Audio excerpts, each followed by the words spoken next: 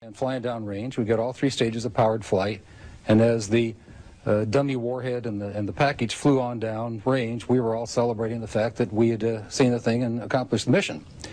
When I got back to the base with the film the next day, I was called into the office of Major Florence J. Mansman, and there were three people in gray suits standing in there. There was a 16mm camera and a screen set up. Major Mansman said, "Lieutenant, sit down and watch this." And he turned down the lights, turned on the camera on the projector, and the film came on. And I recognized it as the film that we'd shot at Big Sur the previous day. Toward the end of the flight, I was looking at Major Mansman saying, "Pretty good stuff, huh, sir?" And suddenly he said, "Just watch this." And as I watched, the warhead, the dummy warhead, the chaff that was put out in front of it as a decoy to deflect the Russian anti-missile tracking radar. Everything was flying along, and suddenly, in the same direction this stuff was flying at about 8,000 miles an hour, an object came into the frame, shot a beam of light at the warhead, flew up to the top, shot another beam of light at the warhead, flew around the direction it was flying, shot another beam of light at the warhead, flew down, shot another beam of light at the warhead, and flew out the same way it came in. Well, I don't see. Why didn't you see this when you were shooting it? Well, it was 600-800 miles away from us. Oh, I got you. They confiscated. Well, first of all, the Major Mansman said to me, "What was that? Were you guys screwing around up there?" I said, "No, sir." And he said, "Then tell me what that was." And I said, "We got a UFO." And he said, "Lieutenant, you are never to speak of this again. As far as you're concerned, this didn't happen." Hold on, guys. I'll be right back. I got to take a break. Okay, that's weird. You think there's a national defense plan for aliens? Sounds crazy. We'll ask about that next.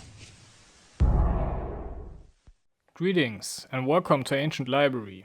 This is Tome number 15, UFOs and Nukes, and what's the connection? Like you saw in the intro clip, a lot of action around nuclear facilities has been reported. We're going to talk about some of those cases, about the nuclear situation in general on this planet, and the potential reasons for UFOs, and therefore ETs, or another unknown advanced intelligence to mess with our nuclear warheads. So I'll give you a quick overview about the sections of the video. So at first we're going to talk about nukes in general and the current situation on this planet. Then UFOs and nukes and why is there a connection. We talk about history and cases. We're going to talk about the UFO Defuses and nuke incident with Bob Jacobs, what you see in the intro. The next thing is, are nukes forbidden in a civilized galaxy? Is it a cosmic gutshot? Then we cover a quick story derived from UFO literature, which is connected to the topic as well. And in the end, I give my conclusive thoughts and a quick synopsis about the whole topic. And another perspective why ETs potentially intervene here. So yeah, let's go to the first section. Nuclear situation on Earth. Nukes in general. So I guess there are three areas where nuclear stuff is used. First one is nuclear power plants. The second one, military installation armed with nuclear weapons, missiles, warheads. And the third one, undisclosed use of nuclear power, like black projects, except for example, alternate propulsion attempts with nuclear power, like they are used in submarines, or undeclared, undisclosed weapons, power or refining facilities. So here are a few facts. Official channels say there are 436 nuclear reactors in operation in 32 countries. We talk about the nuclear power here, of course. I'm going to name you the top 5. The first one is USA with 93, second one is France with 56, then China with 55, then Russia with 37, and then Japan with 33. For example, France, the total electricity is produced, 70% of the total electricity is produced by nuclear power plants. They want to reduce this to 50% until 2025, so that's a lot. In Germany, for example, it's only 1.5%. They got more in the past, but they got like a shutdown policy, and the last 3 power plants were shut down in the last years. And this was after the Fukushima disaster in 2011. So speaking of disasters, there are 2 major ones to mention here, considering nuclear power plants. The Chernobyl disaster at April 26, 1968 in Ukraine or Russian territory, or the Fukushima disaster caused by a tsunami which was caused by an undersea megathrust earthquake with a magnitude of estimated 9.0, 9.1. And there are more incidents which are kept secret, I strongly believe. So the next part, the military nuclear weapons or nukes. According to the Federation of American Scientists, there are approximately 3,880 active nuclear warheads and 12,119 total nuclear warheads in the world as of 2024. Now I'm going to show you a graph here, the nuclear distribution, and you see the arsenal peaked at 1985 with an estimate of 63,600 warheads approaching at the end of the Cold War. So the unofficial stuff like experimental tech used as propulsion systems for aircraft or nuclear submarines or undisclosed location with a nuclear warhead, I mean, that's clear. That's what we can read on Wikipedia and Google. That's only the minimum. There's at least 1 or 2 nukes around in undisclosed locations. So before we talk about UFOs, I want to mention 2 more things. One is the Nash equilibrium, and the other thing is MAD, M-A-D. Mutually assured destruction, which is currently the active doctrine of military strategy or so-called national security policy on this planet.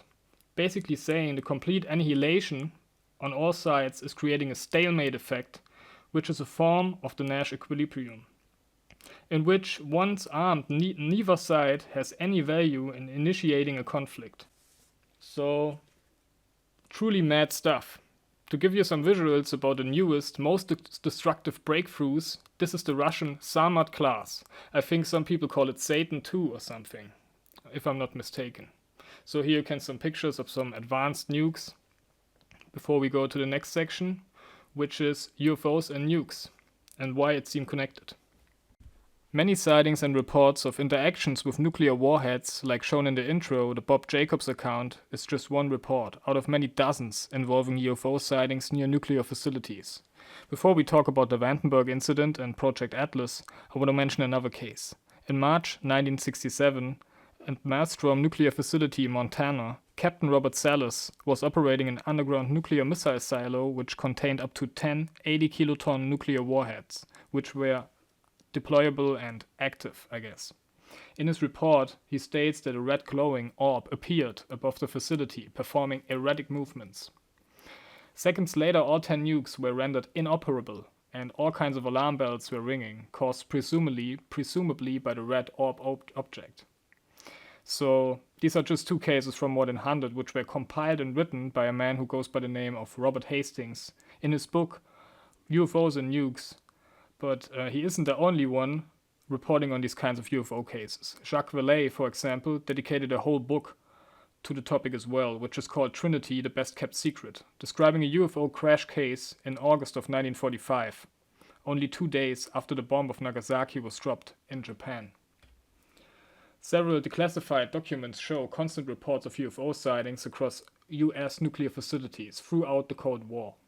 I'm going to put more in-depth material in the description if you want to dive deeper on this topic. And before we talk about the potential motives for UFOs or ETs to be interested in nuclear material, let's pick up on the Bob Jacobs report from the beginning of the video. UFO Defuses Warhead, Nuke, the account from Bob Jacobs. He's a lieutenant and PhD as well. So I'm going to play a simulation video here of what he was describing in the intro. And Dr. Robert Jacobs, ex-lieutenant, PhD like I mentioned, he was like a video analyst or a video documentation, was tasked with the video documentation using long-range telescopes and documenting the launch of experimental test launches of the Atlas missiles from the Atlas program.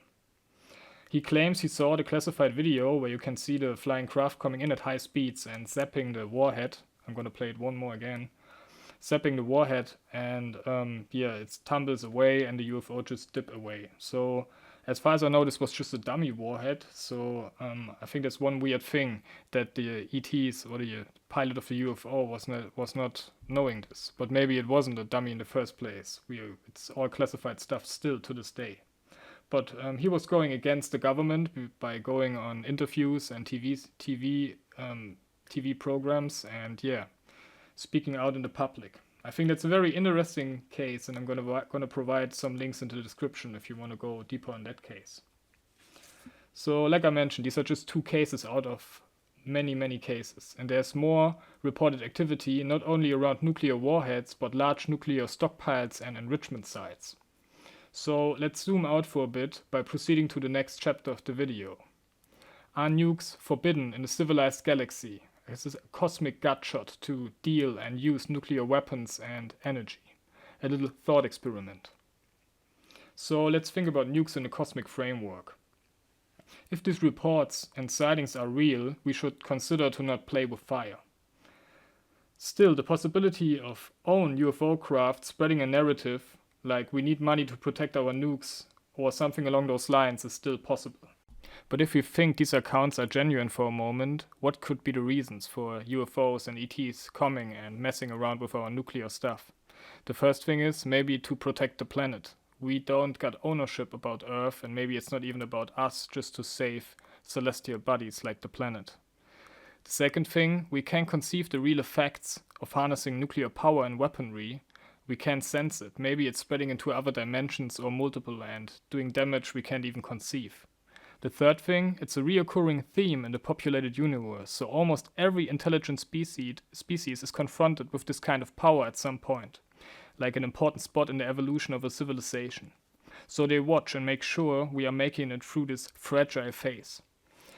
So at this point, I want to tell you about a small piece of information contained in a huge UFO case with tons of intelligence, and regardless if you believe it or not, I think it's appropriate at this point in the video. So in this case, the contactee or abductee is doing a trip through space, and the ETs are showing him different worlds and humans on different levels of their evolution. They came across one world which is populated by humans who are a few hundred, if at all, years advanced to us, and they are conducting a nuclear world war. They defuse a nuke, it's a little bit like in the Bob Jacobs intro stuff, and speaking of a reoccurring theme, I'm going to play the clip right now. It's just 2-3 minutes, and we're going to talk later after this. Well, they get to another galaxy, and Billy calls this one Aratom, A-R-A-T-O-M. It's in the system of Neb, and there's a planet called Kartag, K-A-R-T-A-G.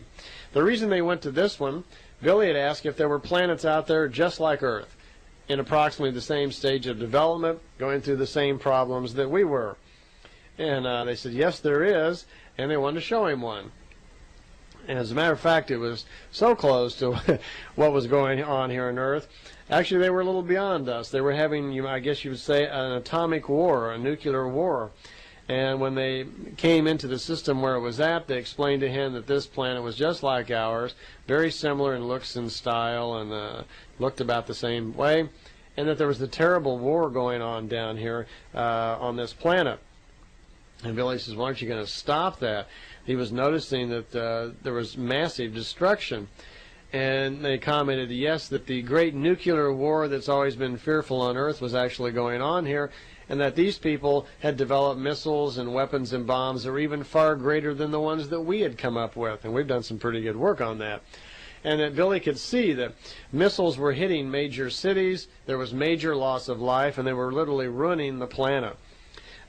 Just as they left the Great Spacer, he wanted to get a closer look, and they got off into Semyossi's ship and started moving towards the planet. They got in very close, and just as they did, one of those very large missiles came right by the ship, and the ship was actually jolted a little bit, and Semyossi had to grab the controls. And she remarked that these missiles are very dangerous. They're much larger than the ones that are built on Earth.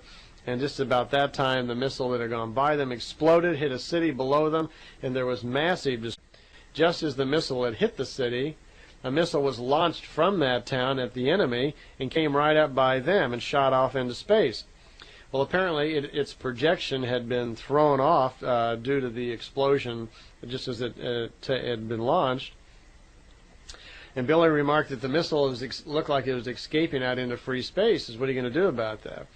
And Semyossi says, well, I'm not going to do anything about it, but my father, well, on the Great Spacer, and as soon as he gets out into a little farther out into free space, that he'll take care of it, which actually that he did. And what happened was kind of unusual. So of course, it's just a story at this point, without proof. But if you're interested in the case, I will put something in the description. I've done 2 big videos on the case, like with a total of 4 hours. So if you want to watch this, you can check it out. And then we proceed to the next big last section of the video, my personal synopsis on the whole thing. So even if we put wild stories about human misery from other worlds to the side, it's still remarkable how many reports surfaced about UFO activity at nuclear facilities of any sort. And I'm sure it's not only prevalent in the US, because a lot of active UFO researchers are in the States as well, as a lot of nuclear facilities in comparison to the rest of the world in general. So at first, I want to address the possibility of PSYOPs and counterintelligence efforts. They can't be excluded from this matter. There was always potential motivation to cause some trouble at nuclear facilities throughout the Cold War and beyond.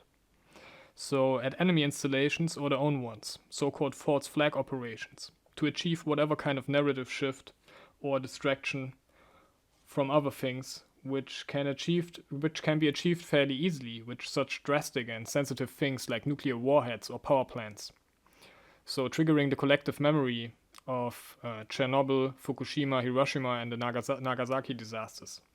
Which, by the way, Nagasaki and Hiroshima are very old nukes and rather small in power and magnitude compared to the current ones contained in the 2 or 3 biggest armies on this planet. Sounds very dumb, considering they were designed to fight each other. So what are the possible reasons for UFOs or ETs to mess with our nuclear stuff? We could speculate all day, and I'm thrilled to listen to any idea or thought about this very specific subsection of ufology in the comment section. And of course, I'm not sure, but I will give you my take on the matter. I think the answer for this question is a little bit more complex, and if ETs are real and these UFOs reported messing with nukes are not piloted by people who are on the Lockheed Martin payroll, so if it's a genuine phenomenon, I think there's not just one ET race or civilization. I think there are many different ones with separate and throughout different operations and reasons to do things. And even the UFOs seen at nuclear facilities could be people from different civilizations and locations doing different things. I genuinely think our planet and civilization is on a special and critical point in our evolution right now. And we Earth humans are considered very young in this universe. And maybe there are some more grown people and or far descendants who are taking more or less care of the situation currently on Earth. Maybe after Hiroshima and Nagasaki they started to babysit us through this puberty type of a phase. I mean, it could just be luck. The fact that there were no more nukes detonated in warlike acts after those 2 in Japan in 1945. Maybe that's more of a dream scenario to sleep better than a good point to think aliens save us and are doing something that no more nukes getting detonated than a good point. But I'm thrilled to hear your thoughts on the subject of UFOs and nukes. So yeah, the program ends now. Thank you for watching and see you next time. Bye.